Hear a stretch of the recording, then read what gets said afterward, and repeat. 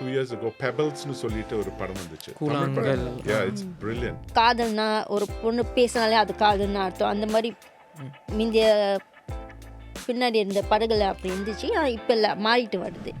நான் காட்டின சில விஷயங்கள் வந்து இது இங்கே நடக்குதா, இது சிங்கப்பூரான்னு கேட்டு இருக்காங்க நான் ஃபீட்பேக்கில். ஆனால் இது நடந்துருக்கு.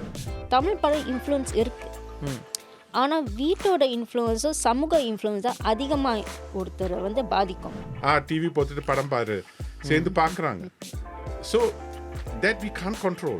ஒருத்தரையும் போய் இப்படி பண்ணக்கூடாது, சூர்யா அதுக்கு பேட் கேரக்டர், நீ அவனை செலிப்ரேட் பண்ணக்கூடாதுன்னு சொல்ல முடியாது. It's a mammoth task and we will fail.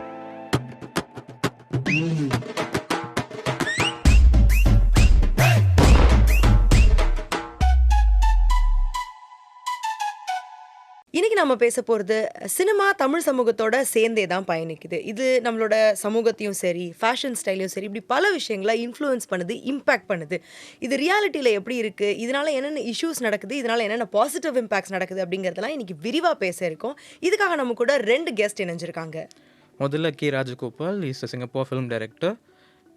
இன்னொன்று இணைஞ்சிருக்கிறது நம்மளுடைய சைக்கோ தெரபிஸ்ட் எக்ஷா. அவங்க வந்து பேரண்டல் இஷ்யூஸ்லேருந்து ஸ்டார்ட் பண்ணி அடோலசென்ட், டிப்ரெஷன், ஆல்கஹால் இஷ்யூஸ்னு பல விஷயங்களை ஹேண்டில் பண்ணுறாங்க. அவங்களும் நம்மக்கிட்ட விரிவாக பேசியிருக்காங்க. நம்ம என்ன இம்பேக்ட்னு பேசுகிறதுக்கு முன்னாடி நம்ம சினிமாவை பற்றி பேசலாம். அவங்களோட ஃபேவரட் சினிமாஸ்லேருந்து இல்லை எந்த மாதிரி ஜான்ரா ஃபிலிம்ஸ் நீங்கள் பார்ப்பீங்கன்றதுலேருந்து ஸ்டார்ட் பண்ணலாம். எக்ஷா சொல்லுங்கள், உங்களுக்கு பிடிச்ச படங்கள். எனக்கு பிடிச்ச படங்கள் வந்து பேய் படங்கள், ஹாரர் ஃபிலிம்ஸ், இல்லாட்டின்னு காமெடி படங்கள் பார்ப்பேன் முக்காசி. ஓகே, ரீசெண்டாக உங்களுக்கு பிடிச்ச ரீசெண்ட் ஃபிலிம் சொல்லுங்கள். ரீசெண்ட் ஃபிலிம்ஸ்னு தமிழ் படம்னு எடுத்துக்கிட்டால் டக்குன்னு வர மாட்டேங்குது ஏதாச்சும். பட் சமீபத்தில் நான் பார்த்த மகாராஜா எனக்கு பிடிச்சிருந்துச்சி, அந்த concept of the film. Okay sir, நீங்கள் சொல்லுங்கள், உங்களுக்கு பிடிச்ச படம் என்னென்னு, உங்களுக்கு எடுக்க பிடிக்கிற படம் என்ன? ஐ மீன், நான் வந்து இண்டிபெண்ட் ஃபில்ம் மேக்கிங் இப்போ வந்து கொமர்ஷியலாக பெருசாக பண்ணுற பட்ஜெட்லலாம் நம்மளுக்கு வாய்ப்பு கிடைக்கல. அப்படி கிடைச்சாலும் எனக்கு தெரியாது, எனக்கு அதில் ஒரு இன்ட்ரெஸ்ட் இருக்கா இல்லையான்னு தெரியாது. பட் நான் என்னோட ஆர்வம் வந்து என்னோட பிகினிங்ஸே வந்து என்னோட இனிஷியல் பிகினிங்ஸ் வந்து மலையாளத்தோட இந்த 70s பேரலல் சினிமா ரொம்ப பிடிச்சி. அதுதான் என்னோட பெரிய இன்ஃப்ளூயன்ஸ். என்னோட ஃபில்ம் மேக்கிங் இதே ட்ரிகர் பண்ணுறது அந்த படங்கள் பார்த்து தான். என் அம்மா காட்டின படங்கள் தான் அது. ஸோ அந்த டைமில் இந்த 70s when I was growing up, அப்போ கூட பார்க்கல ஆக்சுவலி ஏன்னா அந்த டைமில் வாய்ப்பு இல்லை பார்க்குறதுக்கு. சினிமாவுக்கு போனாலும் அது வந்து அந்த மாதிரி படங்கள் இப்போ என்ன சொல்ல ஆர்ட் ஃபில்ம்ஸ்னு சொல்கிறாங்கல்ல, அந்த மாதிரி பேரலல் சினிமா உருவாக்குனது அந்த 70s. அந்த கேரளாவில் ஒரு ஃபியூ டைரக்டர்ஸ் இருந்தாங்க. ஸோ அந்த படங்கள் வந்து 80s 90s தான் நான் VHSல பார்த்தேன். ஸோ அதுதான் நான் தொடங்கும்போது, என்னோடய ஷார்ட் ஃபிலிம் கரியர் தொடங்கும்போது 90s தான் தொடங்கினது. இப்போ அந்த டைமில் நிறைய அந்த இன்ஃப்ளூயன்ஸ் இருந்துச்சு எனக்கு. பட் எனக்கு பிடிச்ச என்னோட பர்சனல் டேஸ்ட்னா like if you ask me for a film, not recently about 2 years ago Pebblesனு சொல்லிட்டு ஒரு படம் வந்துச்சு. கூழாங்கல். Yeah, it's brilliant. For me, that was something that came out of Indian cinema, Tamil cinema, which I liked a lot.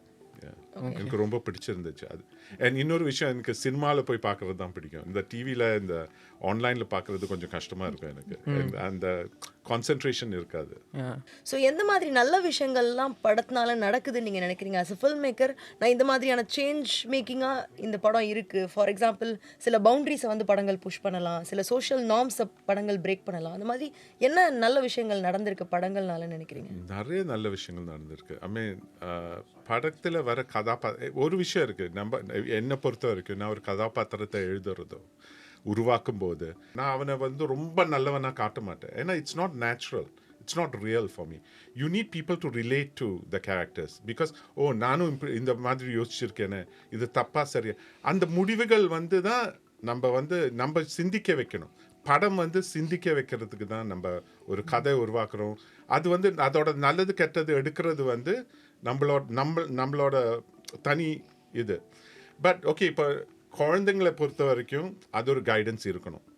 So I think it's after a certain age you must allow. Cinema is something that makes you think. You should have the ability for you to have critical thinking. If you don't have critical thinking, then you won't grow as a person naturally. Okay, நான் அவர் சொன்னதுலேருந்து ஒரு question எடுத்தேன். Extra நீங்கள் answer பண்ண நல்லாயிருக்கும். அவர் சொன்ன மாதிரி எந்த மனுஷனுமே வெள்ளையும் இல்லை கருப்பும் இல்லை, தே ஆர் கிரே. ஆனால் படத்தில் வந்து யூஸ்வலி நீங்கள் உங்ககிட்ட இருக்கிற கிரேவை வந்து படத்தில் கரெக்டாக காமிச்சிட்டா அது ஒரு அக்னாலஜ்மெண்ட்டாக ஆகாதா? யாராச்சும் அத்தாரிட்டி ஃபிகர் அது வந்து படத்தில் இருக்க நடிகர் இருக்கலாம். ஏன்னா அவங்களுக்கு தெரியாது. அந்த சின்ன வயசில் வந்து அவங்களுக்கு தெரியாது எது சரி எது தப்பு, இந்த வித்தியாசம் தெரியாது. Because that's how the brain is the maturity level. அதே சமயம் இது வந்து நடிப்பு, இது வந்து நிஜ வாழ்க்கைன்னு அப்போ அவங்களுக்கு தெரியாது. அது போக போக பக்கம் அணிச்சதுக்கு அப்புறம் தான் தெரியும். ஸோ அந்த டைமில் வந்து பேரண்ட்ஸ் மட்டும் இல்லை, அவங்க சுற்றி இருக்க எல்லா அடால்ட்ஸ்க்கும் ஒரு ரெஸ்பான்சிபிலிட்டி இருக்குது. குழந்தைங்க வந்து எதை ரொம்ப விரும்பி பார்க்குறோன்னு கவனிச்சுக்கணும். ஏன்னா எதை நம்ம அதிகமாக பார்க்குறோமோ அதே மாதிரி சில விஷயங்கள் நாமளும் அப்படி உருவாகும்.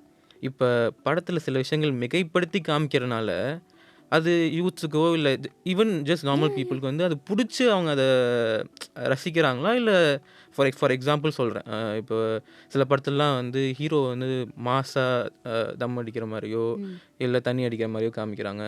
இல்லை ஒரு பொண்ணை லவ் பண்ணுறதையே வந்து ஃபார் எக்ஸாம்பிள் அது மிகைப்படுத்தி காமிக்கிறாங்கல்ல. லவ்ங்கிறது நிஜ வாழ்க்கையில் அப்படி இருக்குமான்னு நமக்கு தெரியல. படத்தை அப்படி காமிக்கிறனால அது அது வந்து மக்களை ஈர்க்குதுன்னு நினைக்கிறேன். அது அது என்ன நினைக்கிறேன், ஈர்க்கிறது ஒரு விஷயம். ஆல்சோ அகெயின் நான் சொன்ன மாதிரி அவங்க வந்து பார்க்குறாங்களே, அவங்க பிடிச்ச நடிகர் இப்படி செய்கிற ஸ்டைல், அப்புறம் சில விஷயம் வந்து கொஞ்சம் நார்மலைஸ் ஆகிடுச்சு. ஆனால் இப்போ தமிழ் சினிமா அதை மாற்றிட்டு வராங்க, அது நான் கவனிச்சிருக்கேன். ஓகே, ஸோ முந்தி வந்து நார்மலைஸ் பண்ணியிருக்கேன் சில விஷயங்கள். நீங்கள் எடுத்து சொன்ன மாதிரி லைக் காதல்னா ஒரு பொண்ணு பேசினாலே அது காதல்னா அர்த்தம். அந்த மாதிரி முந்தைய பின்னாடி இருந்த படங்கள் அப்படி இருந்துச்சு. ஆனால் இப்போ இல்லை, மாறிட்டு வருது ட்ரெண்ட். ஸோ தமிழ் படத்தில் நிறைய வயலன்ஸ் காட்சிகள் இருக்குது. So if let's say Tamil abusive scenes எல்லாம் அதிகமாக அவங்க பார்த்துட்டு இருந்தாங்கன்னா அது ஒரு லேர்ன் பிஹேவியராக இருக்குது. ப்ரொவைடிங் யாருமே அவங்க நிஜ வாக்கில் அவங்கள இன்னும் பக்குவப்படுத்திக்கலன்னா, that means never prepare the never educate தம்னா அதுவே அவங்களுக்கு லேர்ன் பிஹேவியர் ஆகுது. ஸோ என்ன ஆகுதுன்னா, ஓ ஸோ இட்ஸ் ஓகே, நானும் நிஜ வாக்கில் இப்படி நடந்துக்கலான்னு அதுவும் வரும். அதே சமயம் சில வீட்டில் வந்து ஏன் அவங்களுக்கு வந்து அந்த சீன் ரொம்ப ரெசனேட் ஆகுங்க, மேபி அவங்க வீட்டில் உண்மையில் அப்படி நடக்குது. பிகாஸ் அது ஏன்னா நீங்கள் வந்து வீட்டில் என்ன சொல்லித்தரீங்க, நீங்கள் வீட்டில் என்ன காட்டுறீங்க. ஏன்னா தமிழ் படம் இன்ஃப்ளூயன்ஸ் இருக்குது, ஆனால் வீட்டோட இன்ஃப்ளூயன்ஸும் சமூக இன்ஃப்ளூயன்ஸாக அதிகமாக ஒருத்தரை வந்து பாதிக்கும். தமிழ் படம் மட்டும் பாதிக்காது. அதுதான் நான் சொல்கிற ஒரு சார். இப்போ நீங்கள் சொல்லுங்கள், இப்போ for film makers point of வியூலேருந்து இந்த மாதிரி காட்சிகள்லாம் வைக்கிறதுக்கோ இல்லை இந்த மாதிரி கேரக்டர்ஸை வந்து திரையில் காமிக்கிறதுக்கோ என்ன காரணம்? அது உண்மையிலே இருக்கா இல்லை என்டர்டெயின்மெண்ட்காக தான் இதை காமிக்கிறோமா? ஓகே, ஒரு படம் எடுக்கும்போது அந்த ஃபில்ம் மேக்கருக்கு ஒரு ஃப்ரீடம் இருக்கணும். ஓகே, அவர் விரும்பின கதை அவர் சொல்லணும். அவர் தான் முயற்சி எடுத்து ஒரு கதை எழுதியிருக்காரு. அவரோட திங்கிங், அவரோட கணிப்பு, right? It's his story. He wants to produce it and direct a film that has certain aspects of the story has certain elements in it. But we have to look at things from a broader perspective. நம்ம வந்து கொஞ்சம் நம்மளோட மைண்டை கொஞ்சம் open பண்ணி பார்க்கணும். Like don't be so narrow minded about what is cinema. Cinema is made by people who believe in what they are doing. அவங்க நம்புகிறாங்க. ஓகே, நம்ம இந்த படம் எடுத்தால் இந்த கதையில் வந்து ஒரு சுவாரஸ்யமான விஷயம் நம்ம சொல்லணும், கருத்து சொல்லணும் அப்படின்னு சொல்லி தான் எடுக்கிறாங்க. சில படங்கள் வந்து என்டர்டெயின்மெண்ட்கே வேண்டி எடுக்கிறாங்க. இப்போ voice Vadivel so popular, you know, அந்த மாதிரி ஒரு என்டர்டெயின்மெண்ட் ஃபில்மோ இல்லை வயலன்ஸை காட்டுறதுக்கே ஒரு படம் எடுக்கிறாங்கன்னா நம்ம வந்து எதை நம்ம வந்து யோசிக்கணும்னா, நம்ம இருக்கிற என்வாயர்மெண்ட் வேறு, அவங்களோட என்வாயர்மெண்ட் வேறு இருக்கலாம். Say if you take north சென்னையில் இருந்து ஒரு படம் எடுக்கிறாங்கன்னா அந்த என்வாயர்மெண்ட் வச்சு தான் எடுக்கிறாங்க. அது அவங்களுக்கு இது நிஜம். Like for us we live in a society that is you know very safe and protected and ரொம்ப பாதுகாப்போடு நம்ம வாழ்கிறோம் இல்லையா? அப்போ நம்ம அது பார்க்கும்போது அப்போ அவங்க ஒரு நார்த் சென்னையிலேருந்து என்ன நடக்குது, இந்த மாதிரி விஷயங்கள் எல்லாம் நடக்குது. இப்போ சிங்கப்பூர்லேயும் நடக்குது இல்லையா?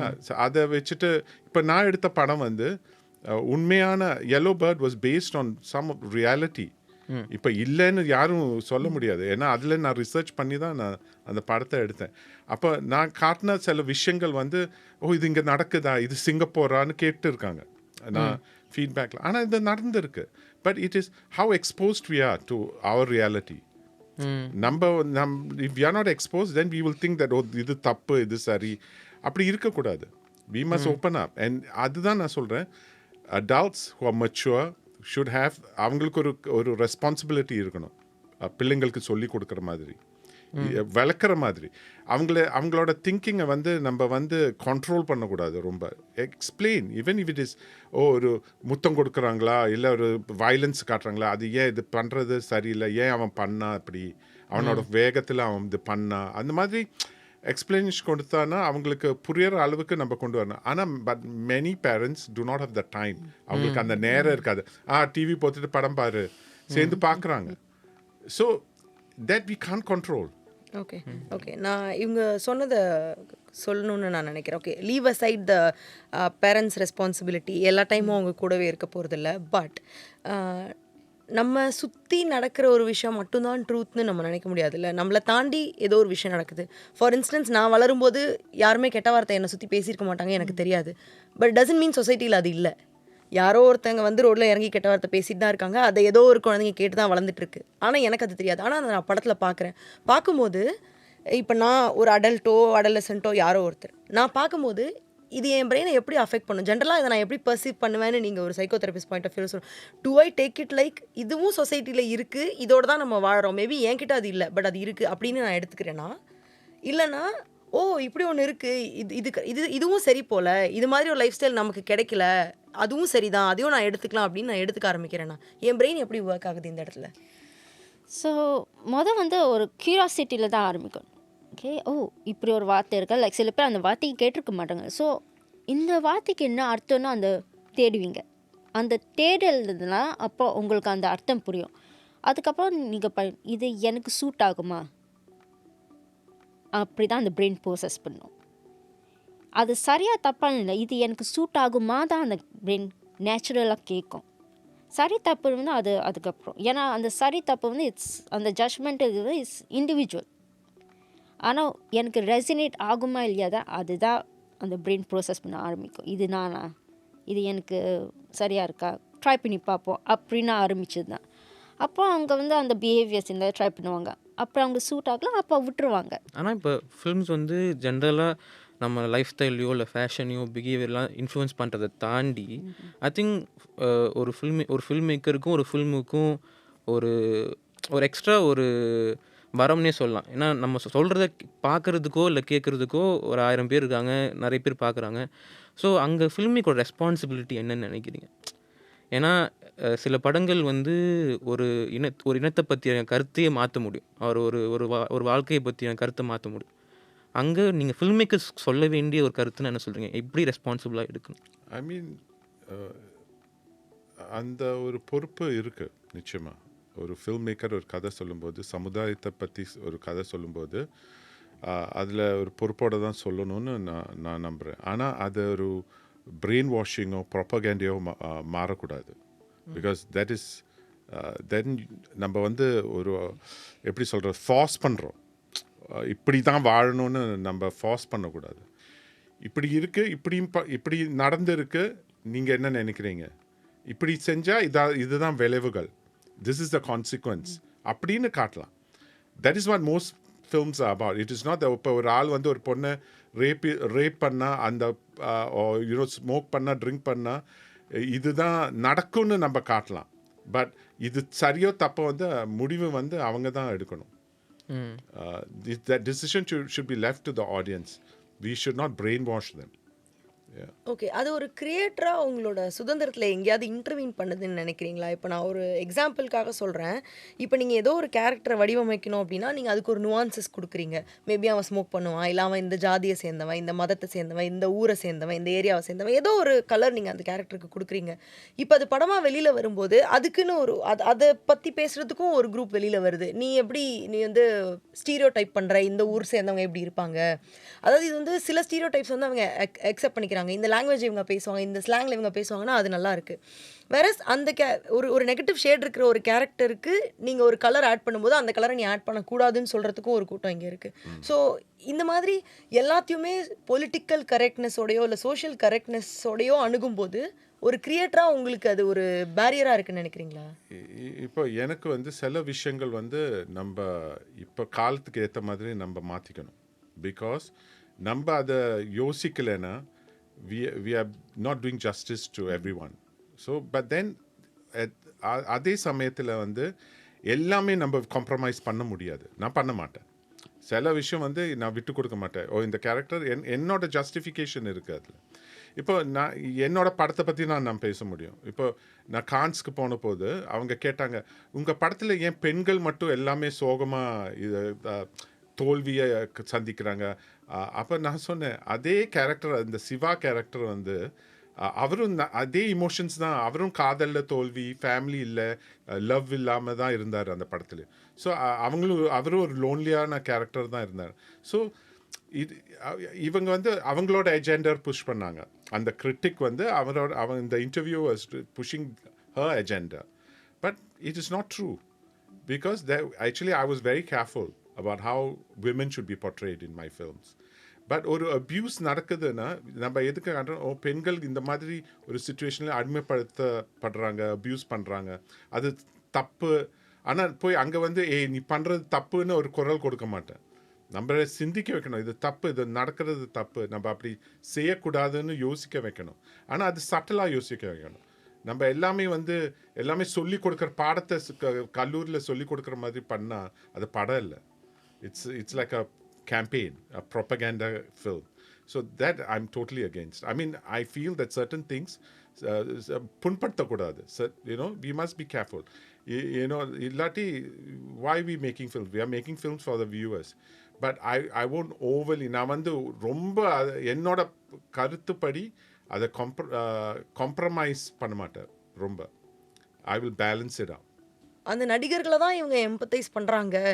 எனக்கு வந்து சூர்யாவை பிடிக்கும், அது ரோலெக்ஸாக வந்தாலும் எனக்கு பிடிக்கும், சிங்கமாக வந்தாலும் எனக்கு பிடிக்கும்ன்றதுனால நான் கொண்டாடுறேன்னா, இல்லை இந்த ரோலெக்ஸ் கேரக்டர் செய்கிற விஷயங்கள் எனக்கு பிடிச்சிருக்கேன். நான் ஒரு ரூடான பிஹேவியர் தான், என்னால் போய் அவனையும் அடிக்க முடியாது, அவன் அடிக்கிறான் அதனால எனக்கு அவனை பிடிச்சிருக்கா, ஆர் சூர்யா ஹீஸ் ஹேண்ட்ஸம் அதனால எனக்கு பிடிச்சிருக்கா. But that is cinema. That is You must accept that, right? அது வந்து அந்த ஹீரோ வர்ஷிப் இருக்கும். சினிமாவில் வந்து நம்ம ஏன் படம் பார்க்குறோம், it's also part, it's entertainment. நம்ம வந்து இப்போ ஒரு கட் அவுட் வச்சு பாலை ஊற்றி அபிஷேகம் பண்ணுறாங்க, கடவுள் மாதிரி நினைக்கிறாங்க. We have seen that as well, இல்லையா? இங்கே நடக்கலை. But if you are taking Indian cinema, Tamil சினிமாவில் அது நடக்குது, கமர்ஷியல் சினிமாவில் அது நடக்குது. அவர் சொன்ன மாதிரி லைக் ஆஸ் அ ஃபேன் நீங்கள் வந்து அவரோட ஆக்டிங்கை ப்ரேஸ் பண்ணுறீங்க. ஆனால் அதே சமயம் அந்த ரெசனன்ஸ் சொன்னல, அந்த பிஹேவியர் ரெசனன்ஸ் அது ஒரு அளவுக்கு தான். பட் அந்த characterisation whether you respond to அது வேறு விஷயம். ஏன்னா அவங்க வந்து they are not celebrating the behavior of the character, they are just celebrating what he represents, that's all. நம்ம ஒரு பொழுதுபோக்கு, நம்மளுக்கு ஒரு ஹோப்பு, நம்மளோட சங்கடங்கள், நம்ம துக்கங்கள், நம்ம சந்தோஷங்கள் எல்லாமே காட்டுறாங்க. ஸோ அதுதான் அதோட அட்ராக்ஷனு, சினிமாவோட அட்ராக்ஷனு அது. அண்ட் ஹீரோ வர்ஷிப் இதெல்லாம் வரும்போது it convolutes the mind. It doesn't allow you to think rationally. And that is human nature. நம்ம வந்து ஒருத்தரையும் போய் இப்படி பண்ணக்கூடாது, சூர்யா அதுக்கு பேட் கேரக்டர், நீ அவனை செலிப்ரேட் பண்ணக்கூடாதுன்னு சொல்ல முடியாது. It's a mammoth task and we will fail. But what we as individuals, as a filmmaker, I have certain responsibility. நான் சில விஷயங்கள் இப்படி தான் காட்டுவேன், இப்படி தான் பண்ணுவேன். ஆனால் சமுதாயத்துக்கோ சில குறை சொல்கிற மாதிரி, what do you call it, ஒரு சொசைட்டியில் சில certain group of people, I won't put them down.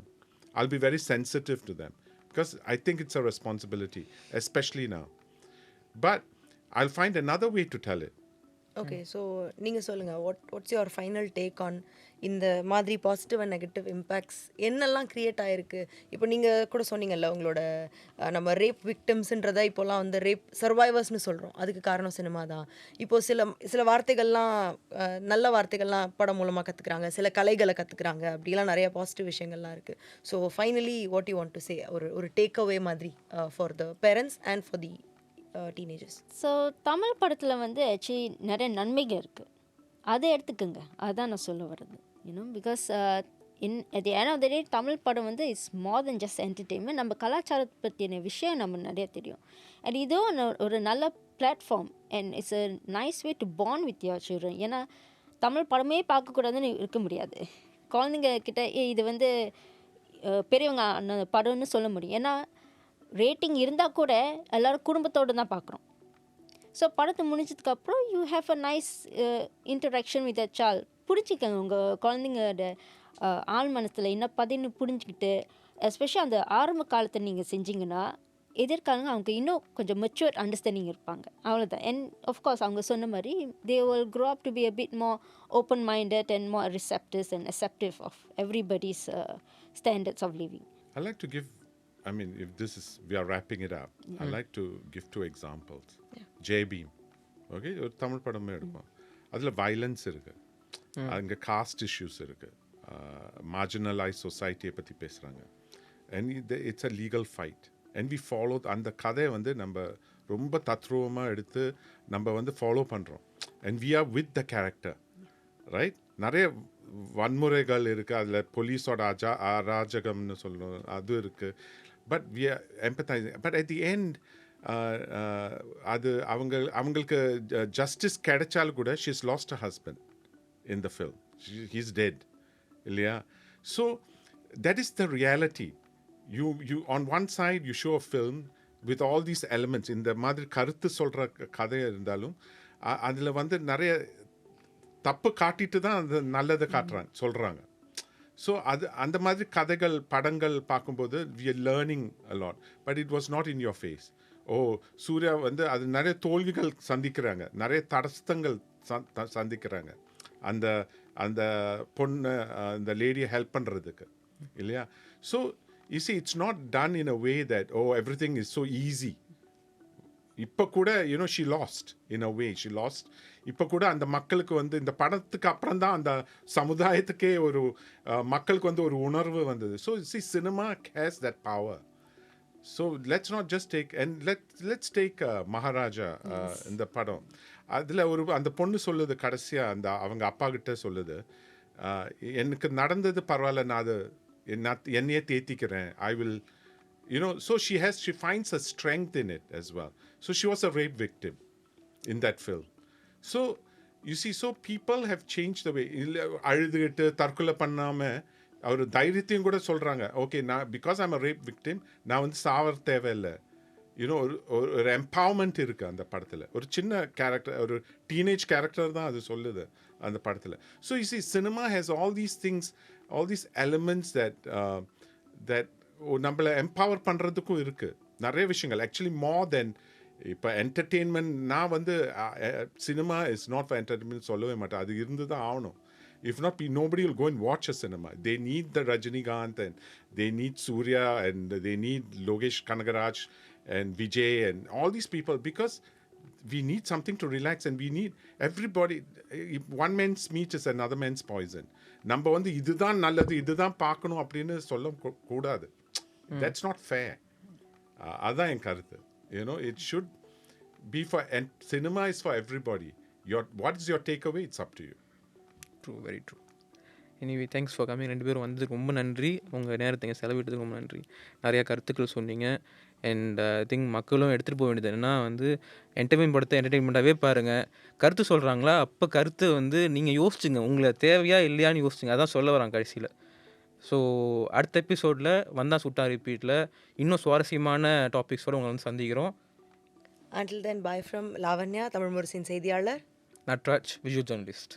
நன்றி.